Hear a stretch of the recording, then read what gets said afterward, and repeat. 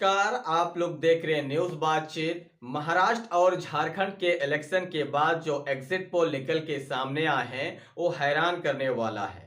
और हमने भी एक एग्जिट पोल करवाए हैं महाराष्ट्र और झारखंड के। इस एग्जिट पोल के आधार पर हम कह सकते हैं कि महाराष्ट्र में इस पार्टी की सरकार बन सकती है। और आप भी मुझे कमेंट बॉक्स में कमेंट करके बता सकते हैं कि आपका एग्जिट पोल कितना ज्यादा असरदार साबित हुआ है। चलिए हम बात कर लेते हैं। उससे पहले आप लोगों को हम बता दें कि अगर अभी तक आपने मेरा चैनल को सब्सक्राइब नहीं किया तो कर लीजिए, टेलीग्राम चैनल ज्वाइन नहीं किए हैं तो ज्वाइन कर लीजिए। सबसे पहले हम बात कर लेते हैं महाराष्ट्र की। आप लोगों को महाराष्ट्र नहीं, झारखंड की। सबसे पहले हम बात कर लेते हैं झारखंड की। झारखंड में 81 सीट है, जिसमें से बहुमत के लिए 41 सीट की आवश्यकता है। मेरा जो खास करके खुद का जो सर्वे है उसके आधार पर हमने जो एग्जिट पोल निकाले हैं वो है एनडीए के जो खेमे में है, जो भाजपा के खेमे हैं उसमें 26 सीट जाते हुए नजर आ रहे हैं। कितना सीट? 26 सीट। और अगर हम बात कर ले इंडिया अलायंस की, JMM प्लस इंडिया, मतलब इंडिया अलायंस की अगर बात कर ले तो वहां पे 51 सीट आने की संभावना है। एनडीए को 26 सीट और JMM प्लस कांग्रेस को वहां पे 51 सीट आने की संभावनाएं हैं। और अदर के खाते में 4 सीट जाते हुए नजर आ रहे हैं।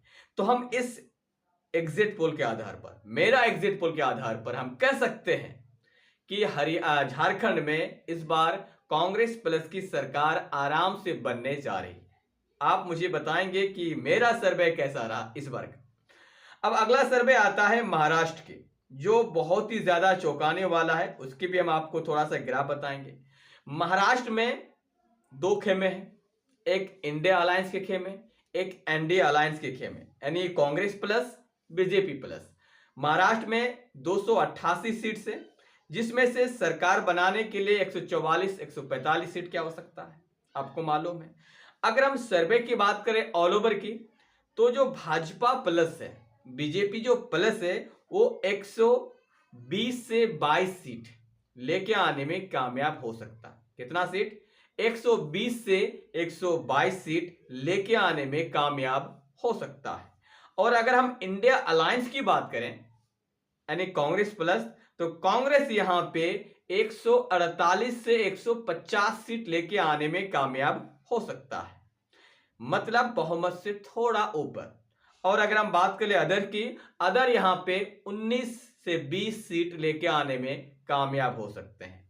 तो ऑल ओवर अगर हम बात करें तो यहां पे भी कांग्रेस सरकार बनाते हुए दिख रहे हैं। कांग्रेस प्लस सरकार आराम से बना रहे हैं और भाजपा यहां पे पिछड़ रही है।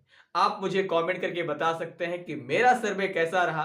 हालांकि आपने नेशनल जो खास करके सर्वे करते हैं या एग्जिट पोल निकालते हैं उनको तो आपने कमेंट किया होगा, लेकिन मेरा एक बार आप मुझे कमेंट करके जरूर बताएं कि मेरा एग्जिट पोल क्या कैसा और क्या रहा। जय हिंद।